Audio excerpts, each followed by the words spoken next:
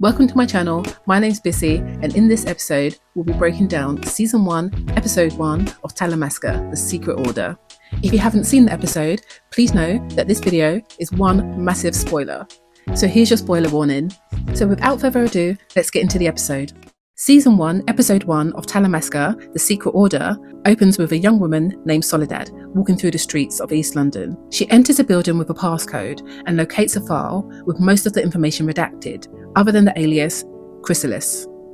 She takes the file and rips it to a USB stick, hiding it well inside a cigarette box within an envelope.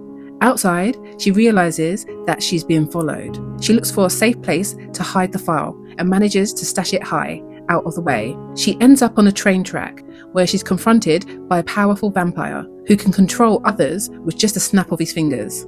He sets the men on her, and without hesitation, she does not allow herself to be captured. Instead, she asks for forgiveness and steps in front of a moving train, leaving the vampire looking exasperated. We cut to New York, where we see Helen enter a brownstone. She is presented with a box that contains a human eye with the note, "We see you," an obvious taunt. She guesses that this has been done by someone called Jasper, presumably the vampire from the train yard in London. The freckle in the eye identifies it as Soledad's, the young woman from London.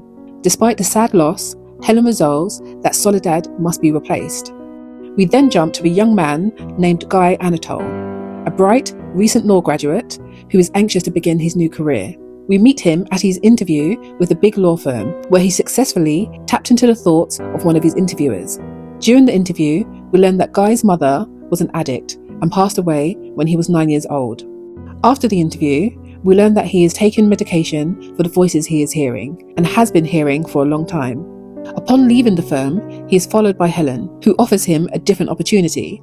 When Guy refuses, Helen offers him $5,000 to simply hear her out at the address at the back of the card that she had handed him. Guy returns home, where we discover that he is struggling financially. His landlord is demanding the 3 months back rent he is owed. Guy decides to take Helen up on her offer and will simply hear her out and collect his $5,000. The address on the back of the card is the New York Mother House, where Helen explains that she works for the Talamasca, a private organization that has been around for a very long time. They have offices in New York, Paris, Rome, Amsterdam, Hong Kong, and New Orleans. Helen explains that they are primarily concerned with endeavours of academia and discovery. However, they do chronicle and keep tabs on certain groups. She also explains that everyone who works for them has everything taken care of financially. Essentially, they attempt to do good by protecting the equilibrium of society. Guy asks, "Why do you want me?" And Helen responds, "You have a rare talent, one that you conceal." Guy is unconvinced and leaves, remembering to collect his money. Back at his apartment, Guy opens the envelope of cash. Inside, he finds a letter that he had written to Santa as a child, wherein he asks for a pair of Nike shoes, and poignantly, he asks for a friend. Guy travels to his foster mother, Ruth, in Florida for answers, where he finds out that the Talamasca had actually financed his entire life. They had paid for everything since he was orphaned, his scholarship, everything.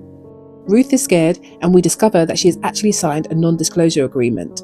She leaves Guy in a rush, and he's left standing there on the beach. Back in the New York Mother House, the mysterious 752 is introduced as being connected to Jasper, and the travel movements of his associates serving as proof that 752 is real, and it's in London. Upon his return to New York, Guy finds and follows Helen, and Helen explains that they selected his foster parents specifically, and have gently guided his choices, but he deserves everything he has achieved. At this time, they now have a need for his gifts in London, but they must meet someone first. Helen takes him to see the 384-year-old vampire Burton in the penthouse of the Dakota. Burton explains Guy's gifts to him, whilst displaying the many gifts that he possesses. He tells Guy that it takes skill, and he must learn to accept the pain. He also warns that the mind is a two-way street, by showing just how open he is to suggestion. Finally, Burton warns Guy about the other vampires, and says to Helen, "You do realise you're going to get that poor boy killed." Guy wakes up in the middle of the night to a copy of Daniel Malloy's interview with the vampire on his chair. Open to page 227 with the name Anonymous circled in a list of Louis' victims. Guy goes to one of Daniel's book readings and presents the book to him.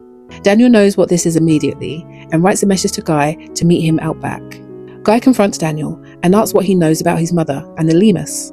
Daniel admits that he did not write page 227. the Talamasca did. Guy reads Daniel's thoughts and hears him refer to 752. Guy asks what 752 is, and Daniel responds that it has something to do with his mother.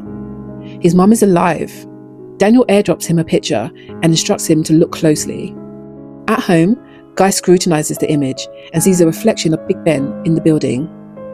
The episode ends with Guy and Helen looking at each other through her window, both of them knowing that this is just the beginning. So that was episode 1.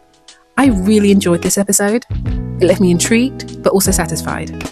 I'm really looking forward to seeing where they take us with this story, because I have literally no clue where we're going. Like, what is 752? Who is Jasper, and what on earth is his problem? Who are the 2 girls in the photo? How far does the Talamasca reach? And will we see the real Rashid again? I really hope so. Let me know in the comments what you thought of the episode and what you'd like to see as the show goes on. I've loved making this video, and if you've enjoyed it and would like to see more videos like this from me, please do subscribe and like this video. I cannot wait for the Vampire Lestat, like seriously. So let's go on this ride together. Thanks, bye!